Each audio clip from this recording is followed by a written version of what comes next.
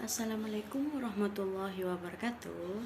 Hari ini kita akan membahas tentang materi unsur-unsur pokok pendidikan. Apa sih unsur-unsur pokok pendidikan? Ayo ke pembahasan. Pengertian unsur-unsur pokok pendidikan adalah semua unsur yang harus ada di dalam sebuah proses pendidikan, yang kesemuanya merupakan kesatuan yang saling mengisi satu dengan yang lain. Semua unsur sangat penting. Mengapa sih? Karena jika salah satu unsur tidak ada, maka tidak akan terjadi proses pendidikan. Misalnya, salah satu contoh, jika unsur tujuan tidak ada, maka tidak akan jelas kemana arah peserta didik akan dididik. Unsur-unsur pokok pendidikan terbagi kepada 7, yaitu peserta didik, pendidik, interaksi edukatif, tujuan pendidikan, materi pendidikan, alat dan metode, dan yang terakhir adalah lingkungan pendidikan. Selanjutnya penjelasan tentang 7 unsur-unsur pokok pendidikan. Yang pertama adalah subjek yang dibimbing atau peserta didik. Secara etimologi, ilmu atau bahasa, peserta didik adalah anak didik yang mendapat pengajaran ilmu. Secara terminologi atau istilah, peserta didik adalah anak didik atau individu yang mengalami perubahan, perkembangan sehingga masih memerlukan bimbingan dan arahan dalam membentuk kepribadian serta sebagai bagian dari struktural proses pendidikan. Hakikat peserta didik. Yang pertama, peserta didik bukan miniatur orang dewasa. Ia mempunyai dunia sendiri. Yang kedua, peserta didik mengikuti periode perkembangan tertentu dan mempunyai pola perkembangan serta tempo dan iramanya yang harus disesuaikan dalam proses pendidikan. Yang ketiga, peserta didik memiliki kebutuhan diantaranya kebutuhan biologis, rasa aman, rasa kasih sayang, rasa harga diri, dan realisasi diri. Keempat, peserta didik memiliki perbedaan antara individu dengan yang lainnya, baik perubahan yang disebabkan dari faktor endogen atau fitrah maupun eksogen atau lingkungan. Dan yang terakhir, peserta didik merupakan objek dalam pendidikan yang aktif, kreatif, serta produktif. Unsur yang kedua adalah orang yang membimbing atau pendidik. Pendidik ialah orang yang bertanggung jawab terhadap pelaksanaan pendidikan dengan sasaran peserta didik. Peserta didik mengalami pendidikannya dalam 3 lingkungan, yaitu lingkungan keluarga seperti ibu, ayah, dan yang kedua lingkungan sekolah, yaitu guru, dan terakhir adalah lingkungan masyarakat, misalnya guru mengaji dan masyarakat itu sendiri. Ada yang tahu kriteria seorang pendidik itu seperti apa? Ayo kita bahas. Kriteria seorang pendidik yang baik punya bakat dan keinginan untuk menjadi pendidik. Yang kedua, punya sifat-sifat yang baik dan nilai-nilai moral. Ketiga, peramah, periang, mencintai anak-anak. Dan keempat, cepat mengambil kesimpulan serta bijaksana dan gagah serta rapi. Nah, sekarang kita masuk ke unsur yang ketiga, yaitu interaksi antara peserta didik dan pendidik. Interaksi edukatif.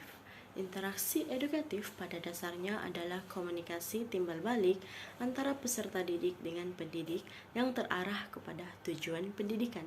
Ada 3 hal yang membedakan peranan guru dan murid. Yang pertama, tingkat kesukarelawan. Guru bekerja di sekolah karena digaji, sedangkan murid masuk sekolah karena kewajiban belajarnya. Yang kedua, tingkat keaktifan bisnis kefasifan. Dan yang ketiga, tingkat kekuasaan dan kewenangan. Unsur yang keempat, yaitu ke arah mana bimbingan ditujukan atau tujuan pendidikan. Tujuan pendidikan bersifat abstrak karena memuat nilai-nilai yang sifatnya abstrak atau tidak wujud. Sedangkan pendidikan harus berupa tindakan yang ditujukan kepada peserta didik dalam kondisi tertentu, tempat tertentu, dan waktu tertentu dengan menggunakan alat tertentu. Ada 2 tujuan. Pertama, tujuan umum yang biasanya sangat indah dan tinggi kedengarannya, tetapi akan menemui kesukaran bila hendak diwujudkan karena menimbulkan tafsiran yang banyak. Misalnya, belajar beradaptasi dengan lingkungan. Dan kedua adalah tujuan khusus, seperti sanggup membaca huruf. Unsur kelima adalah pengaruh yang diberikan dalam bimbingan atau materi pendidikan. Secara garis besar bahwa materi pembelajaran atau instructional materials adalah pengetahuan, keterampilan, dan sikap yang harus dikuasai peserta didik dalam rangka memenuhi standar kompetensi yang ditetapkan.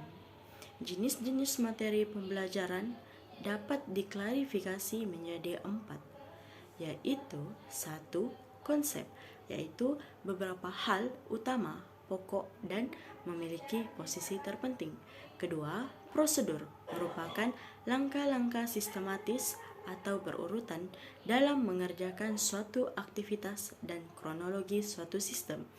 Dan yang ketiga adalah prinsip, yaitu segala yang berwujud pengertian-pengertian baru yang bisa timbul sebagai hasil pemikiran. Dan terakhir adalah fakta, yaitu segala hal yang berwujud kenyataan dan kebenaran. Sumber materi pendidikan bisa berupa buku, laporan hasil penelitian, jurnal atau penerbitan hasil penelitian dan pemikiran ilmiah, majalah ilmiah, dan masih banyak lainnya. Unsur yang keenam adalah cara yang digunakan dalam bimbingan atau alat dan metode. Alat dan metode diartikan sebagai segala sesuatu yang dilakukan ataupun diadakan dengan sengaja untuk mencapai tujuan pendidikan. Alat pendidikan misalnya IT seperti HP, laptop, radio, TV, dan sebagainya. Buku teks, perpustakaan, dan alat tulis. Manakala metode terbagi kepada dua, yaitu preventif ataupun mencegah terjadinya hal-hal yang tidak dikehendaki, misalnya larangan, pembatasan, peringatan, bahkan juga hukuman. Manakala kuratif adalah memperbaiki, misalnya ajakan, contoh, nasihat, dorongan, memberi kepercayaan, saran, penjelasan, bahkan juga ada hukumannya. Unsur yang terakhir adalah tempat di mana peristiwa pendidikan berlangsung atau lingkungan pendidikan. Lingkungan adalah sesuatu yang ada di sekitar anak, baik berupa benda-benda, peristiwa-peristiwa yang terjadi maupun kondisi masyarakat, terutama yang dapat memberikan pengaruh kuat kepada anak, yaitu lingkungan di mana proses pendidikan berlangsung dan lingkungan di mana anak-anak bergaul sehari-harinya. Menurut Ki Hajar Dewantara, lingkungan pendidikan biasa disebut tripusat pendidikan, yaitu keluarga, sekolah, dan masyarakat. Sekian pembahasan dari saya, mohon maaf jika ada kesalahan. Sekian dan terima kasih.